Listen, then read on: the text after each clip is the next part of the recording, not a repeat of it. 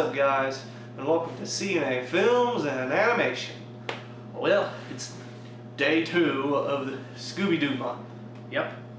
And today we are going to be reviewing 2 movies, Scooby-Doo Goes Hollywood and Scooby-Doo and the Boo Brothers. Scooby-Doo Goes Hollywood, which is a TV special. It's different than a lot of this series and movies. Yeah.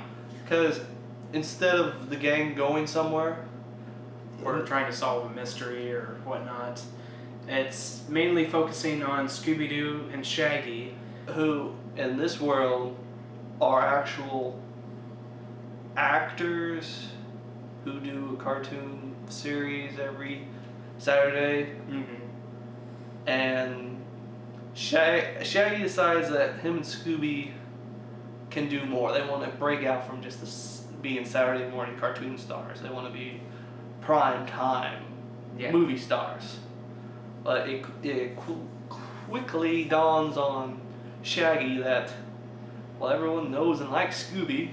I'll just kind of write his tale as it is.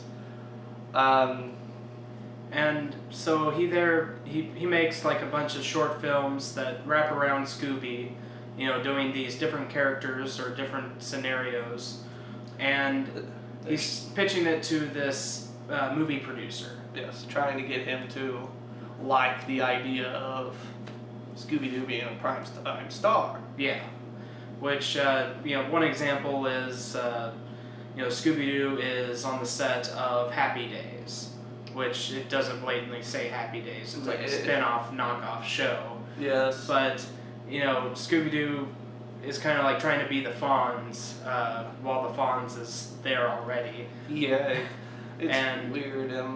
Then they go into like this singing, dancing number. It's kind of like a slight musical, but at the same time, it's just them throwing pitches at this producer for different scenarios and shows. Yeah, and then halfway, this movie's very short, it's 50 minutes long. Yeah. Halfway through, it switches gears, then decides to go with Velma, Daphne, and Fred's point of view, and they're reminiscing about when they first got Scooby-Doo, which, in this one, they all adopt Scooby-Doo when he was a puppy. Yeah. Okay? And sure, why not? You know, they raise him, and you know, they start doing the mysteries together, and they show a bunch of clips from the original show. Yeah, and they sing a song that's pretty much Scooby-Doo, Where Are You? But it's revamped for this specific scene, which it's okay. What kind of confused me was it's already established at this world that they're actors and this was a cartoon series. But in this reminisce and the way they're talking now, it's like they actually went and solved these mysteries. So it's like, okay, what's supposed to be real, what's not? For this series, I'm just saying, keep with one thing. And then the end plot is them trying to get Scooby-Doo to go back to his cartoon series, because that's what he is good at, and everyone loves him for it. So, this movie, well, I wouldn't even really call it a movie. It's more of a special. It is a special. And, you know, the special is very all over the place. Yes. One thing that I noticed, and some people will, you know, depending on the times that you grew up or how you were raised, you may get some of the references and jokes in this, and some of them you will not. Yeah. This is very much a product of the 1970s. Yeah, no, it was... Well, yeah, I mean, it came out in 79, and... 77. Yeah, 79. Oh, 79. I love it. Yeah. And... you know, there's a lot of references to, like, Happy Days. There's references to The Love Boat. To a point, I think it was Sonny and Cher. There was, like, a reference to it. They reference disco, they reference, I think The Good, the Bad, and the Ugly. Even How the West Was Won. Oh, that was Yeah. Out of the West was one. Which, that was still a Western from the same director of Yeah. The Good, the Bad, the Ugly. And it was interesting. I got a lot of the jokes. Like, I never actually watched any of these TV shows. Yeah. But I understood what they were referencing. Yes, and if you don't know the time period and you don't know the pop culture, none of the jokes will make sense. Well, none of the references will really. Yeah, the references you won't get. You'll laugh at like the slapstick stuff. Yeah, the slapstick. I mean that's kind of universal, but like a lot of the references or the sets that Scooby-Doo's thrown into, it will go over your head, especially if you're younger age and aren't exposed to 70s pop culture. Yeah. And I'm sure there's some jokes that I missed because I never watched the shows, but at least I understood what they were referencing. Yes. The jokes, they're pretty good. Mm-hmm. Slapstick, yeah, that's nice. Scooby-Doo's has a lot of slapstick in it. Yeah. It pulls off the references pretty well. Yeah. It makes fun of, it satires several of them. Mm-hmm. Superman. Yeah. The Superman one was very funny. So was the Sound of Music. It was just a random short thing that it had to be rolling. Dancing in a dress. Yeah, it's similar to Julie Andrews and The Sound of Music. And I mean, they really pulled off just that short 20-second scene, or 30 seconds. Yeah. It wasn't very long, but it was very funny. It was. Just because it was unexpected and something like that really worked. But some of the other stuff, hit and miss. I mean, I have mixed feelings about this special. And mainly just a lot of it was that the plot was a little inconsistent.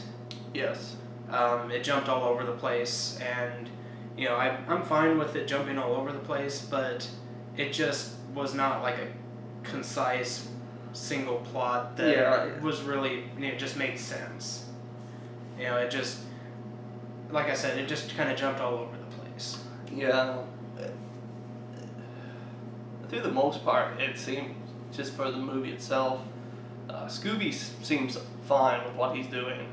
Mm-hmm. It's Shaggy who has the problem with it, but it just kind of gets sidetracked with Scooby trying to do all this stuff. Mm-hmm. The only time they really put Shaggy in that he wants to be prime time is at the end. Mm-hmm. And he's given the flat no. But, it's alright. I think people our age or even older than us will probably appreciate it more. Kids, they'll find it funny, just because of the slapstick and, the antics that Scooby-Doo gets into. They'll be entertained, but I don't think it's really marketed toward kids of today. I mean, it was definitely marketed for, the generation that, Yes. This when it came out, but it's just, I don't think it's aged very well. No, not really. It's one if you are a big fan of Scooby-Doo, big collector and whatnot, then it's good for the collection. It's good for that. It kind of helps, I guess, put in perspective, remembering all of what Scooby-Doo has done and whatnot up to that point. If you haven't, then you just you want to show a young kid this Scooby-Doo movie, it'd be confusing.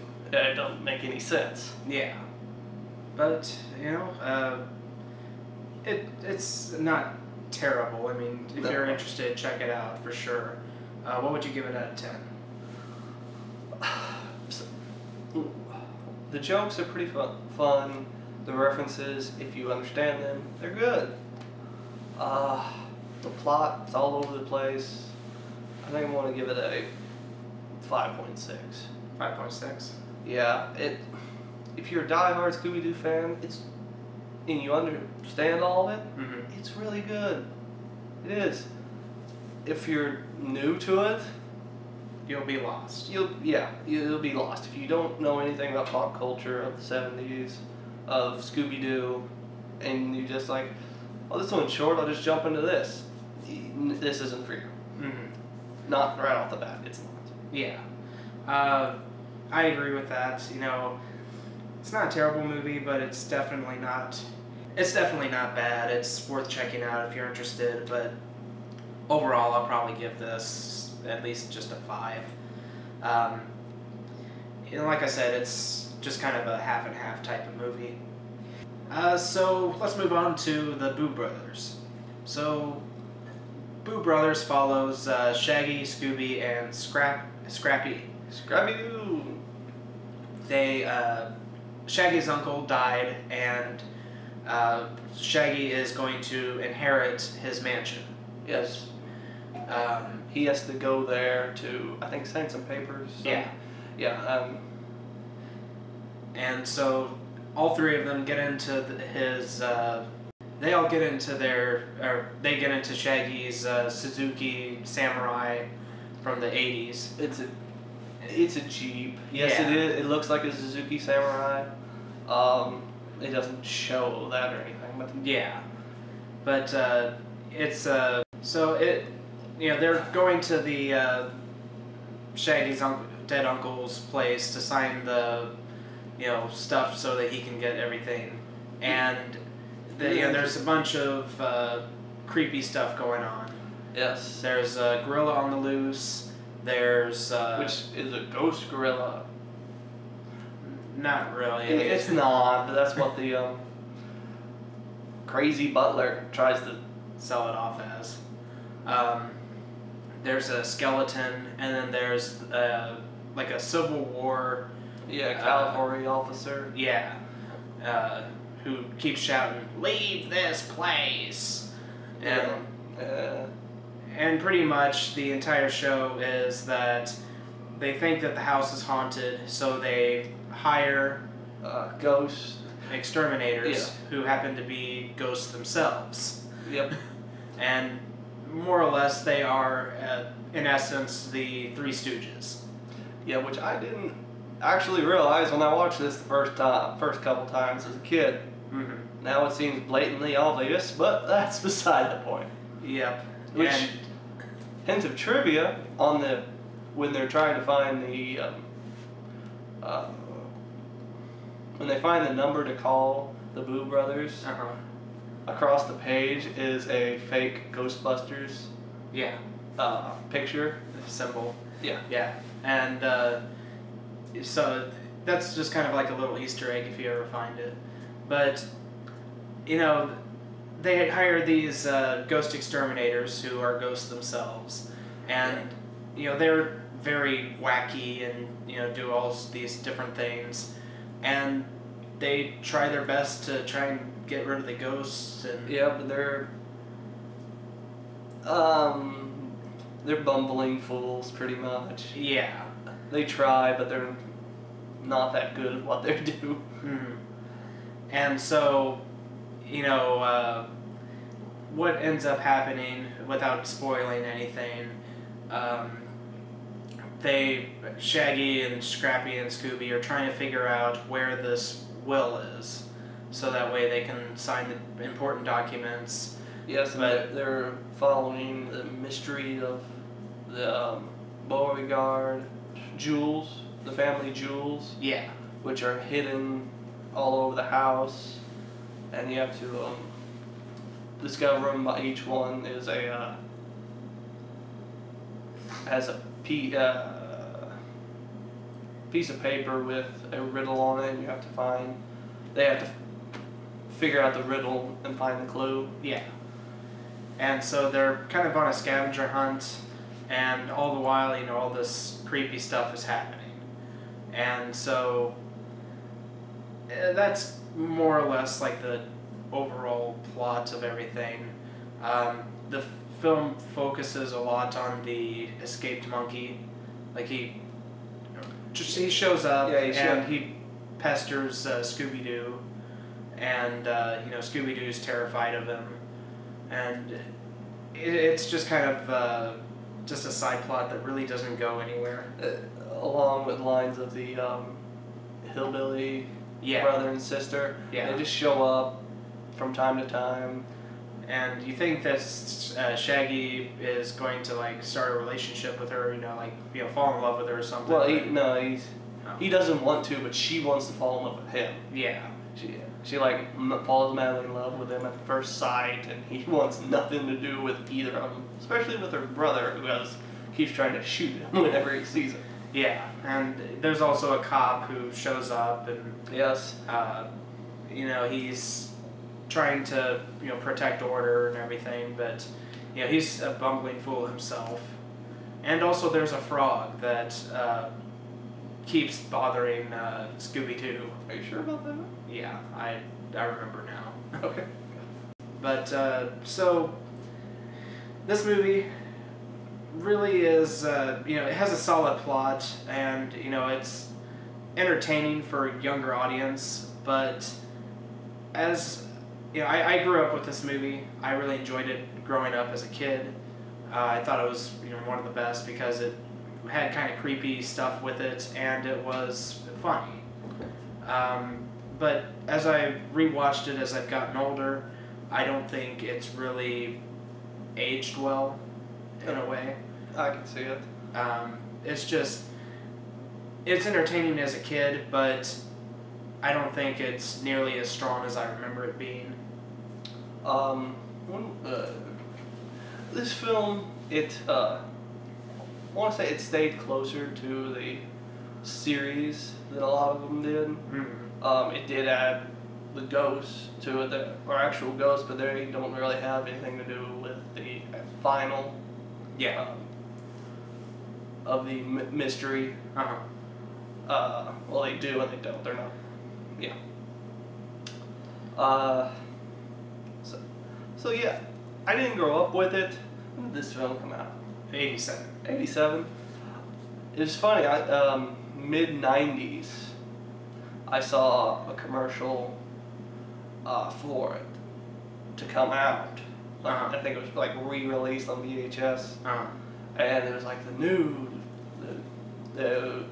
this commercial was like the new Scooby-Doo movie coming out. Scooby-Doo meets the Brew Brothers. I'm like, oh, that looks awesome, and I rented it and watched it like, I don't know, a week after. Which at the time, I don't know, I wasn't very old. It didn't strike me as, I just saw this commercial. How is it already out? Mm-hmm. But I learned years later that it came out in '87. Like, huh? Okay, I swore it came out in the '90s. Everything says my world is a lie.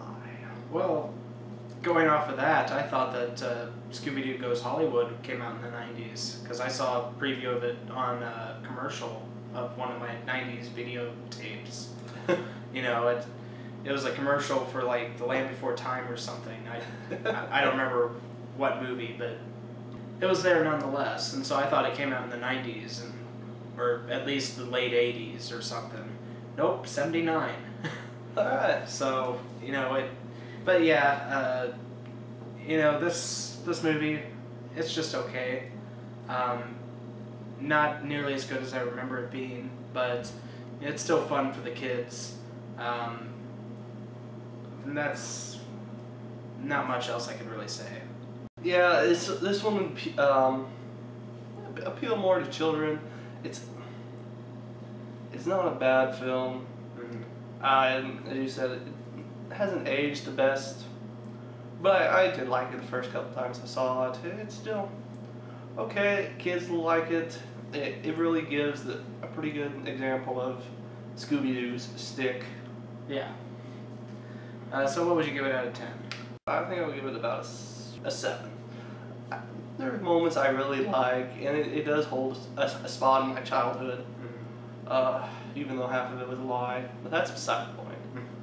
How about you? Yeah, I'd give it probably a 6. You know, it's not as good as I remember, but it's still not bad. So tell me, guys, have you seen these movies? If you have, what'd you think of them? Did you like them? Did you dislike them? You know, share your thoughts, comment below, let us know. We'd love to hear your feedback. If you guys like this video, be sure to like, favorite, subscribe. Be sure to check out our other videos. Be sure to like us on Facebook and follow us on Twitter. If you have any movie suggestions or TV suggestions, feel free to leave them in the comments. And as always, I'm Corey. I'm Alan. And we'll see you guys in the next one. See you guys later.